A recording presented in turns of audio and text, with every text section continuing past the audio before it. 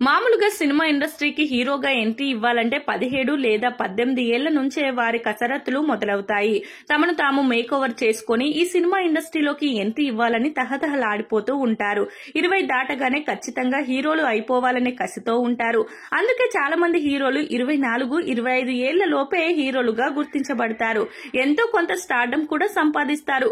కానీ మనం ఇప్పుడు చెప్పుకోబోయే హీరోలంతా 25 ఏళ్ల తర్వాతే హీరోలుగా ఎంట్రీ ఇచ్చారు. ఇక కొంతమంది అయితే 30 ఏళ్ల తర్వాత కూడా హీరోలు అయిన వారు ఉన్నారు. మరి వారెవరు అనే విషయాలను ఇప్పుడు తెలుసుకుందాం. ఉదాహరణకు విజయ్ సేతుపతినే తీసుకోండి.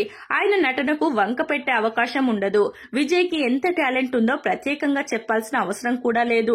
ఆయన ప్రాపర్ హీరో అవడానికి దాదాపు 35 ఏళ్ల వయసు వరకు ఎదురు చూశారట. కొన్ని రోజుల్లోనే ఆయన క్యారెక్టర్ ఆర్టిస్ట్ గా కూడా మారిపోయారు. ఇప్పుడు విలన్ గా ఇండియా మొత్తం ఆయన ఒక ఫేమస్ యాక్టర్ అని చెప్పుకోవచ్చు.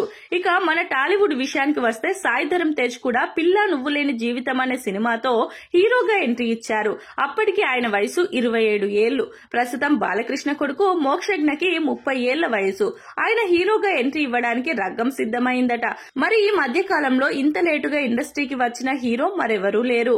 ఇక నందమూరి హరికృష్ణ సైతం చాలా లేటుగా సినిమా ఇండస్ట్రీకి ఎంట్రీ ఇచ్చారు. ఆయన 40 ఏళ్ల పైబడ్డ తర్వాత హీరో అయ్యారు. అలాగే నందమూరి తారక రామారావు గారి పెద్ద కొడుకు కుమారుడు అయిన చైతన్య కృష్ణ సైతం 47 ఏళ్ల వయసులో బ్రీత్ అనే సినిమాతో హీరోగా ఎంట్రీ ఇచ్చారు.